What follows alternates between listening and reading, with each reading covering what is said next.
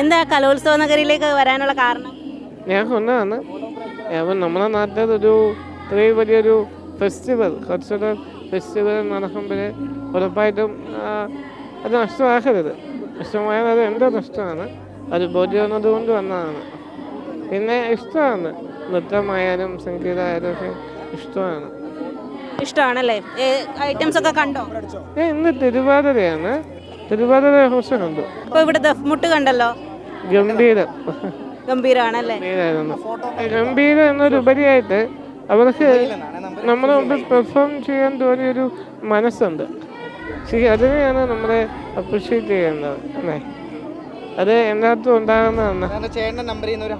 നാടെവിടെയാ? ചവറയാണ്. കൊല്ലം.